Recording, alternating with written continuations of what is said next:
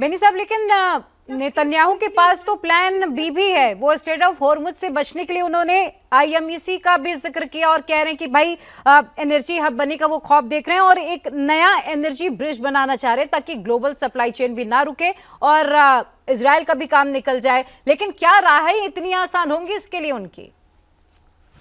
First of all 1978 तक, जब Shah, I think 78 Shah तक, शाह कभी तक थे, 78 तक थे, तो जब शाह थे तो सब tankers, Iranian tankers Ashkelon, Eilat में आते थे। They were coming to Gulf of Eilat and pumping the petrol from there to Ashkelon, that's the Mediterranean Sea. तो ये पाइपलाइन तैयार है। Now between Saudi and us, it is somewhere about 50 kilometers or 100 kilometers long the pipeline is.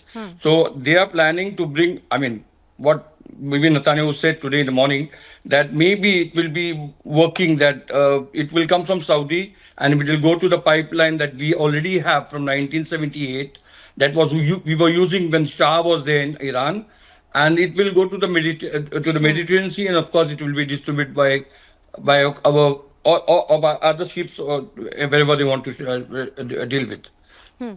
लेकिन इसके लिए तो China और Iran तो तैयार ही नहीं है ना। उमर साहब, अगर ऐसा होता है, जो बातें नेतन्याहू साहब कह रहे हैं वो बातें एग्जीक्यूट हो जाती हैं, तो फिर स्ट्रेट ऑफ हॉर्मुज का क्या होगा? मिडिल ईस्ट क्या करेंगे? देखिए, नेतन्याहू इस वक्त दुनिया में एक ऐसे प्रधानमंत्री के तौर पर हैं जो अपने शब्दों से पूरी दुनिया को धोखा दे रहे हैं। सिर्फ जितने भी देश हैं, कोई अब उनके ऊपर भरोसा करने के पोजीशन में नहीं है। आईएमएफ का जो सहारा वो ले रहे हैं, आईएमएफ के पीछे अपनी नाकामी को छुपा रहे हैं। दरअसल सऊदी अरब ने पहले प्रॉमिस किया था ट्रंप से कि हाँ, हम अब्राहम अकॉर्ड में शामिल होने के लिए तैयार हैं। सऊदी अरब ने कहा था कि हमारी शर्त यह है कि इसराइल फलस्तीनी स्टेट को मान ले, और ये जंग जो 7 अक्टूबर की जो जंग है गाजा की, उससे पहले की बात है। उसके बाद 7 अक्टूबर की जंग हो गई और फिर इजराइल ने बहुत ही ज्यादा डिस्प्रोपोर्शनेट वे में गाजा को बर्बाद कर दिया। तो सऊदी अरब ने कहा कि ये अभी राइट टाइम नहीं है इजराइल को रिकॉग्नाइज करने का और आईएमएफ वगैरह में शामिल होने का। ये बात समझ लेनी चाहिए कि आईएमएफ उस वक्त तक की कामयाब नहीं हो सकता है जब तक कि उसमें सऊदी अरब शामिल नहीं है, क्योंकि सऊदी अरब की जमीन इस्तेमाल होगी, उसमें सऊदी अरब के साथ वो जाएगा। दूसरी बात यह कि इजिप्ट जो एक बहुत ही सबसे महत्वपूर्ण देश है पूरे अरब कंट्रीज का, वो आईएमएफ में शामिल नहीं है।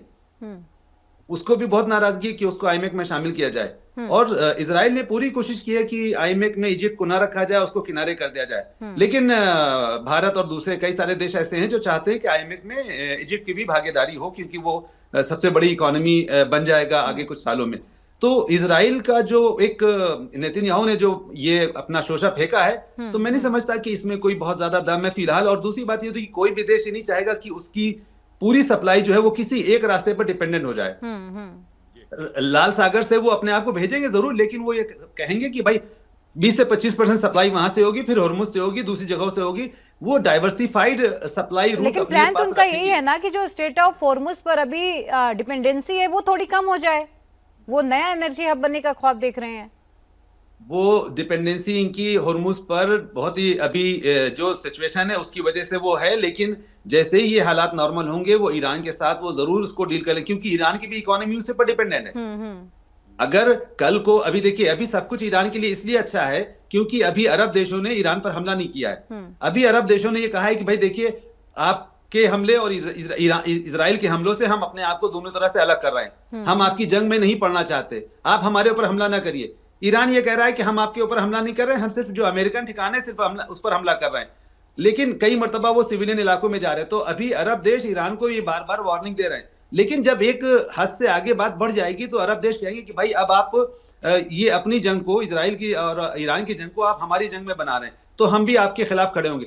तो उस हालत में वो जब हमला करेंगे तो हॉर्मुज का स्टेटस चेंज हो जाएगा। इसीलिए ईरान भी बहुत ज्यादा केयरफुल है कि वो अरब देशों को बहुत ज्यादा गुस्से में ना लाए, क्योंकि अरब और देश, इजराइल तो वहां नहीं है हॉर्मुज में, अमेरिका भी हॉर्मुज में नहीं है, जापान वगैरह भी हॉर्मुज में नहीं है, सऊदी अरब तो है ना, वो तो रहेगा।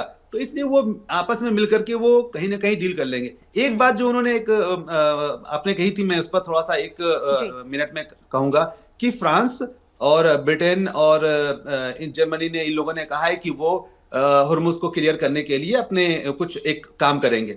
आप इमेजिन करिए, अभी जो हम लोगों ने आज सुबह का मंजर देखा है, सीन देखा है कि उसमें 4000 किलोमीटर की रेंज उन्होंने मिसाइल दागी है।